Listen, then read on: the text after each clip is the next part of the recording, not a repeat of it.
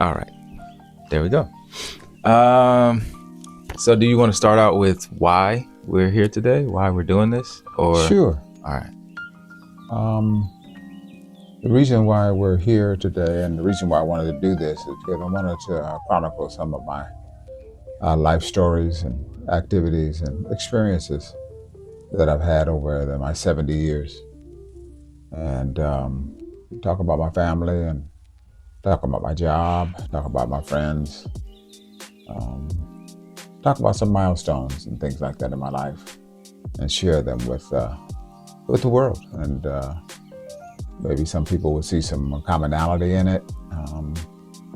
Maybe it'll raise some questions in their mind, and maybe have people want to do the same thing by talking about their lives.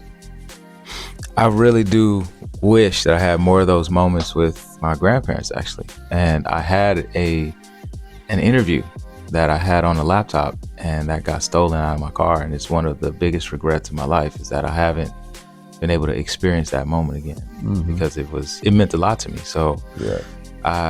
I commend you for taking this step. It's probably really hard to have to reflect on things. And I don't mean to position this conversation in a way that is as if things are dire, right? We have hope, we have belief that you're getting better, but it is necessary because life is going to end at some point. So even if it's 20 years from now, at least we still have this conversation. We're not going to get out of this alive. There you go. There you go. That's a good way to put it. All right. Snack time. You want to say what's up? Hi, everybody. Happy holidays to you. There for me right now. Oh, that's right. It's the day after Christmas. I forgot about that. Oh, okay. Well, yeah. I mean, if you want to eat. It's all good. I can edit that part. Thank you, baby. Man, what you got? Croissant sandwich? Yeah. Who's got bacon? She didn't make that, did she? Y'all got bacon down there? I have to give me some bacon. But yeah, I'm pretty informal. So I mean, chill. Take your time. It's all good. Well, I appreciate you wanting to do this and have an interest in chronicling this. Yeah. I hope everybody has an opportunity to kind of sit down and write down things about their lives, experiences and stuff they could share with the world, and they could share with the family and the younger generation. Because some things are going to be lost. Some things have already been lost. For sure. No doubt about it. Kids nowadays don't know anything about Jim Crow. They don't know nothing about riding on the back of the bus, and having to go back to the bus, go in the back of the door of a restaurant, not go through the front door, can't sit at the counter. They don't know nothing about that. How much of that did you personally experience, given that you grew up in Oakland, California? I feel like when I hear those stories, I always think of down south. I think of Georgia, maybe even Texas, Louisiana, Arkansas. I think of places like that. But, how much of that was prevalent in your childhood here in Oakland, California? I can tell you in this way. My father, who's from Vicksburg, Mississippi, who migrated to California in the late 40s. Streets were paved with gold, shipyards were working. My dad told me that the first time he was called a nigger was not in Mississippi in Vicksburg, but in Oakland, California, with his Marine Corps uniform on. And the white kids were hanging outside the door and called it a soldier, a nigger soldier. So, and that's in Oakland, California in the late 40s. Okay. And he came up through the Jim Crow South, never been called a nigger in Mississippi. That stuck with me because of the fact that you would think, that's what you were saying, that's where that would come out of. Right. That was definitely the train of thought that I had. Now, did you personally have any of those kinds of experiences growing up in Oakland, or was it still pretty? Because I would think, right, this is a very progressive side of the country, right? I would think California, specifically the Bay Area, that Bay Area-like environment would be progressive. What I did, as you know, and the rest of the world's going to know now, I was raised in a biracial family. Mm-hmm. I was born at Kaiser, Oakland in 1954, and my birth certificate says that my father is Negro and my mother's white. That's so wild. Because back in '54, there was a black and white society. You didn't see Chinese, you didn't see Mexican, you didn't see Japanese, you saw black or white. That's and wild. So in Oakland, me being a biracial, people always wanted to put me, well, who are you for? Are you for the Mexicans? Are you for the whites? Or are you for the blacks? Because my mother would come up to my school, elementary school, and kids would always say, whose mother is that? Whose mother is that? They looked around like, wait, I don't understand. Whose mother is that? They didn't understand that. And before I could answer, my friends would say, Jose's, why? Oh, so they had your back.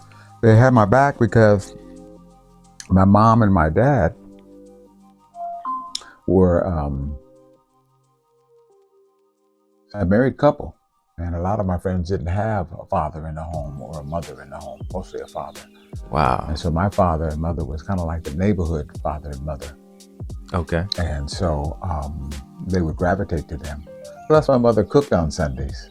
And my friends would love to come over on Sundays because we would have enchiladas, Mama's enchiladas, tortillas, neck bones, black eyes, fried chicken on the stove because my mom would cook for the week.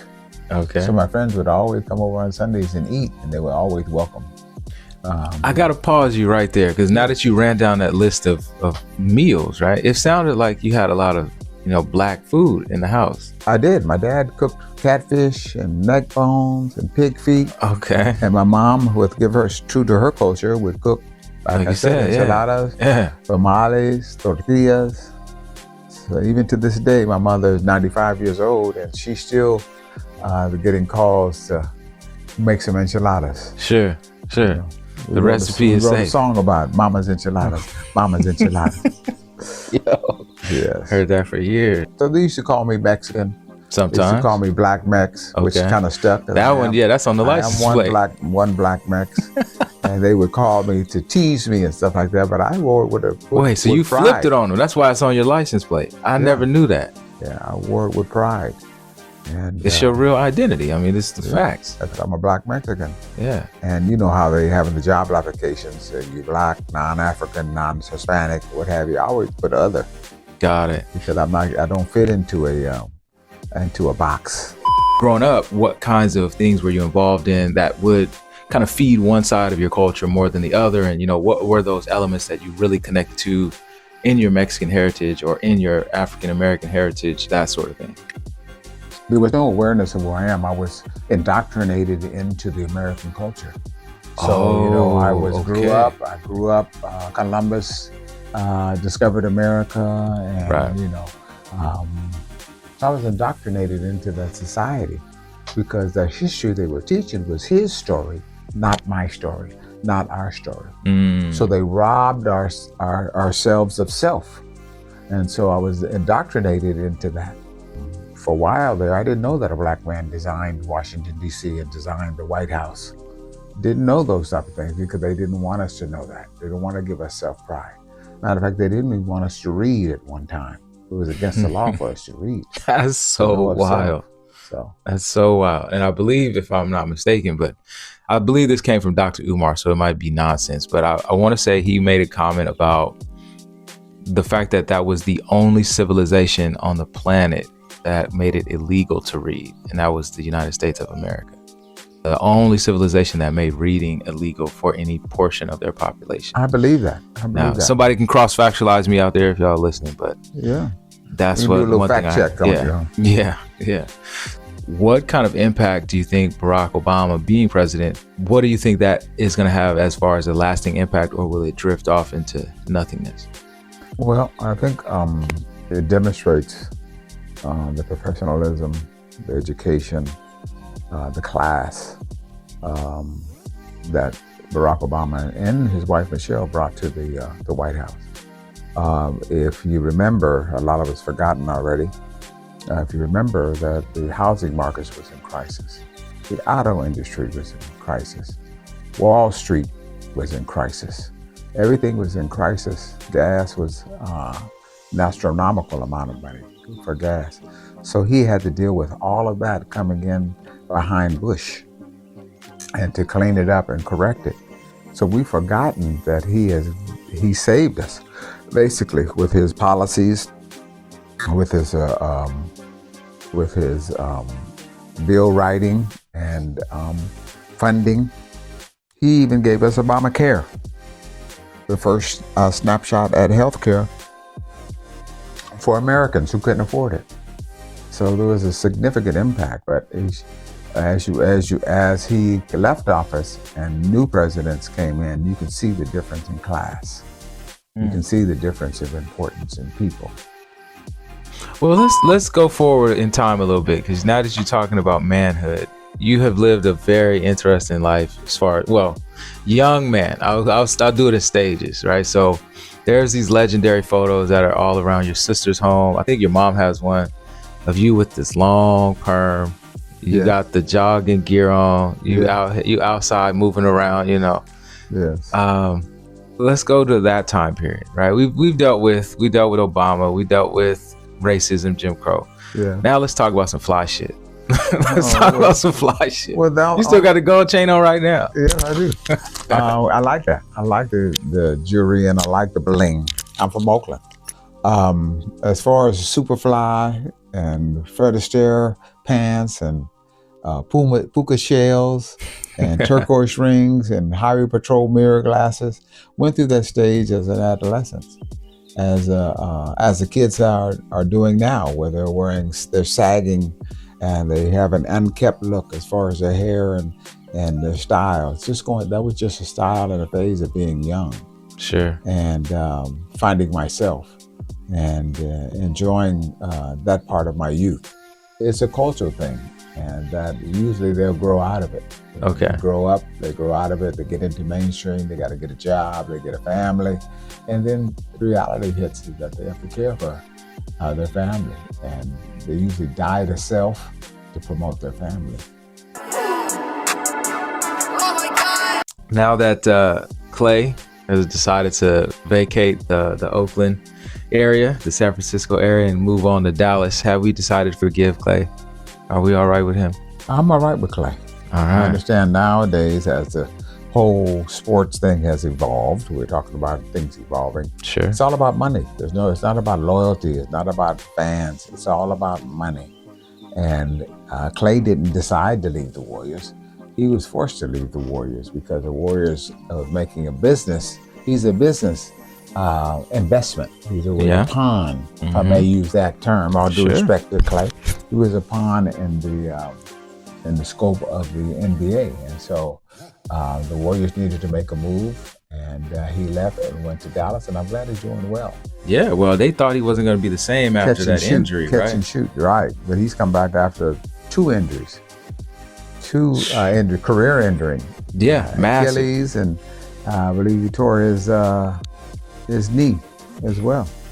Well, that's the one interesting thing I found about that was the connection that they made with Kaiser. Yes. Because they were already kind of partnered with him, they really leaned into that as like a marketing strategy about how healthcare can go a long way and how your health is an investment in yourself.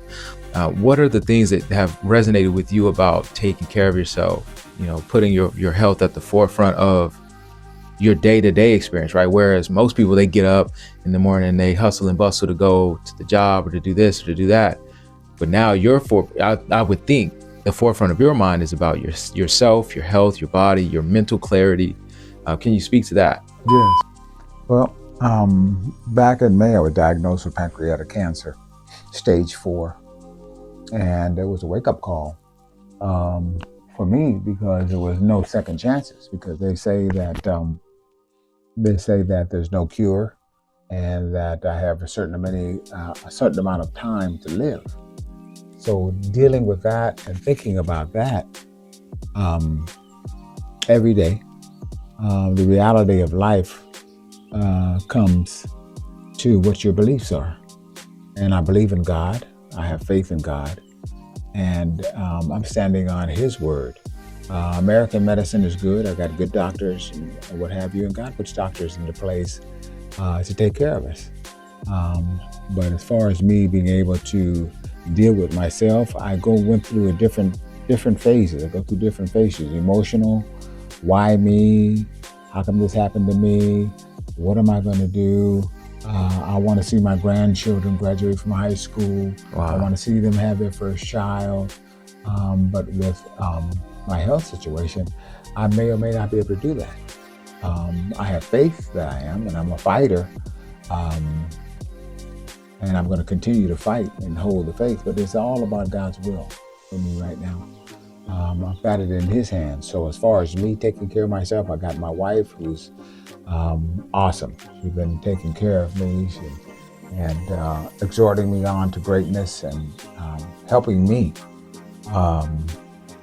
realize that I am sick. I have to eat a different way. I have to think a different way. And she prays with me, and I'm not afraid, but I do go through that fear. What's going to happen to my wife? What's going to happen to my children, my family? Yeah. So already addressed. So what's going to happen? What is he going to wear? What do you want as far as your funeral services? Do you want to have a funeral service? Do you want to be there? Do you want to be present, or you just want to have a picture of yourself? Different things, wow. Just different things. And who is going to preside over it? Do you want to have past ministers that you're familiar with preside over it, or do you want to just have prayer, or you just want to have a repast and just people just party? So a lot of questions come up. But as far as dealing with it as a man, my father showed me that because my father passed. He had 2 plots at Rolling Hills here in the Hilltop in Richmond, and I didn't know that, and he already had things already laid out and planned out and paid for. Got it. So it wouldn't be a burden on the family. So I took that to heart. And through my tearing and crying and stuff, I'm glad he did. He showed you the way, legitimately. He just showed the example, the leadership, like we were talking about Right. Barack Obama. He showed the leadership to deal with. How do you deal with things in crisis? Yeah. Are you schizophrenic, or you, or can you lock in? Yeah. Or are you going to be taking care of business? So not to say that it's quote unquote a silver lining, but would you say that that is a positive aspect of your diagnosis, is that you were given time to actually look at life and observe these kinds of things? It's very different than just being in a car accident and life being so suddenly ended. Would you say that that's something that you're taking full advantage of and really doing the work to embrace the now and the time? I'm taking full advantage of it. Not every day, but I've got things in lined up now. Pretty much, I got 80% of things lined up that I want to make sure that are in order for that. But I just think that every man for his family should be able to do that. It's something we don't want to talk about. Oh, that's way down the line. That's way down the road. But nobody knows your hour or your time that when you're going to be called home. Okay. Because obviously, being here in Oakland, you've had a lot of sports in our region, right? We've had the Niners, the Raiders, the Warriors, the A's, right? So I mean, we've got the Seals. Who is hockey team? Who is the Seals? Mm-hmm. Why do they name them the Seals? Because of San Francisco? Yes. Oh, okay. So there's a real hockey team called the Seals. Yes. I've never heard of that. Yeah. I know about the San Jose Sharks, but right. Where were the Seals at? The Seals at the pier. Yeah. In San Francisco. Right. So San Francisco had a team. They had a team. Yeah. I've never heard of that. had a team. Nah, I didn't know that. Yes. All right. So here's that little factoid I wanted to share. So Klay Thompson, about a month and a half ago, he hit a 3-pointer in the 4th quarter, and he set a franchise record for the most 3-pointers with 6 in a Mavericks debut. So, I mean, he's already making a huge splash, showing that he is still the guy. No pun intended. I said making a huge splash because he's a splash brother. No pun intended there. But what are some of the most iconic Bay Area sports moments that you were able to live through? You know what I'm saying? And they can be big moments like championships, or they can be individual moments like yourself. Because I know you told me a story about Mr. October, that whole thing. So, you know, I'd love to dive into some sports talk with you as well. Oakland has always been a melting pot for artistic, artists, for sports, for every type of genre. Oakland Music, huge music. Politically as well, Black Panther Party. And, Wow, you lived through that. Oh, man, we got a whole other thing to talk about. I forgot about that. Yeah, so thank you. I grew up in the 60s and 67, 68, 69, 70s. But as far as the Bay Area, as far as sports is concerned, some of the memorable things is the Oakland A's, 71, 72, 73 World Championship. Reggie Jackson hitting home runs. And I've ran around the lake with Reggie Jackson because I used to run marathons, and we used to run around Lake Merritt at least 3 or 4 times as we got ready for marathons. And he joined us one time. He was running alongside of us and got out. It was really home. He was really a homeboy. He was really down to earth and was real and ran with us. And I never forget that part. Ricky Henderson, who just passed, he's the icon, Mr. Oakland. I call him Mr. Oakland. Ricky Henderson, one of the top 5 baseball players in life. The Raiders, they won the first championship game back in the 70s. I remember John Matuzak. Who was that? He was a lineman for the Raiders. Had my eldest son, Dante, on his shoulders in Jack London Square. We had a parade there when the Raiders won the Super Bowl. And wow, I'll never forget that moment. Why does it feel like Don gets all the best moments? He's on John McCusack's shoulders. He was in Too Short's music video. Like, Don he always finds his way to be in the mix. Yeah, but that was Oakland. Sure, like you said, a melting pot. That was Oakland. It was streets. It was the hood. It was people knew people. Right. And like Too Short's coming up selling discs out of his trunk and things like that. It was a hustle going on, and people were about their business and doing that. But as far as my oldest son, how he did that, but he was always involved politically and socially. Okay. He was an extrovert. Got it. Yeah. Got it. Dante is an extrovert, so he was involved in it, and it's who you know. And in Oakland, everybody knew everybody. Sure enough. Sobrani Park, Brookfield, Dag, 85th Village. It wasn't from the avenues. It wasn't for the Acorn. I mean, everybody had a barrio. Sure, they would barrio. I see what you did there. Yeah, man. So, I mean, as far as my generation, it's been the Warriors, because we can't talk about the Raiders winning too much of anything, but the Warriors were the last 20 years. Right. So the Warriors have been an iconic franchise, for me to watch, and even the Giants. I got to see the Giants play some World Series games, that kind of thing. Yeah. And I definitely feel like that enhances the city, right? The surrounding areas, the people, they're spending money, the economy is better. And I saw somewhere one time where they were talking about the impact of Steph Curry on the Bay Area, like when they go deeper into the playoffs, the fact that because those games are televised, people go out to bars, restaurants are more active, and people are frequenting more things. What do you think that transition of them moving out of Oakland and going over to San Francisco, what will be the lasting impact that has on the city? With all the sports teams leaving Oakland, it was very depressing for me because we had championship teams, all of them. And as I mentioned earlier, it all came down to finances. Right, just business. Yeah. The Warriors moved over to Chase because they built them a brand new stadium. Yeah, it's nice. The Coliseum was the oldest stadium in the league. I remember when it was the newest one. when they built it in 68, 69. So it was all financial. And I got over my loyalty, because there's no loyalty in business.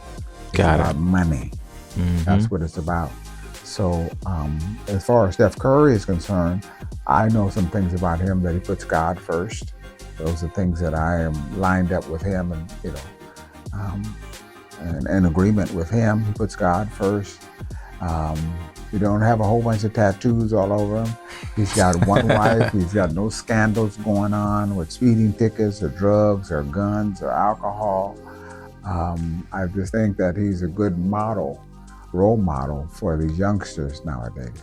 If there was a day in your life with your family, or it can be something individual, that you could totally, completely erase from your mind because you want to relive it all over again fresh, can you think of a day or a moment or an experience? Well, there's a few milestones in my life as far as me going to college. I've met some wonderful people through that University of Phoenix experience, whereas we would have study groups. I've got a lifelong friend right now who lives in Atlanta. We talked about sports, we talked about Oakland, we've talked about you a little bit. We haven't really talked about mama yet. So we got to have a whole little mama arc. Oh, yeah. Do you want to be here for that part, or you want to let him have the whole moment? You just do say what you want to say, and I'm like, no. That's not what happened. Got it. Talk about Willis. Got it. Well, Okay, Wingstop. Wingstop, thank you. I appreciate it. Come on, touch. You can't stand it.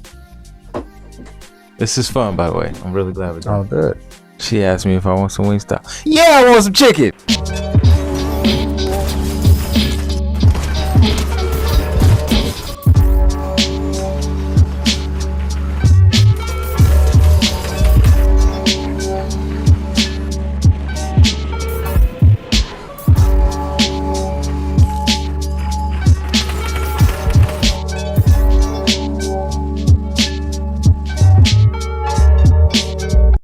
Your mom came into my life in a time where I was ready to go to another level, go to a new level.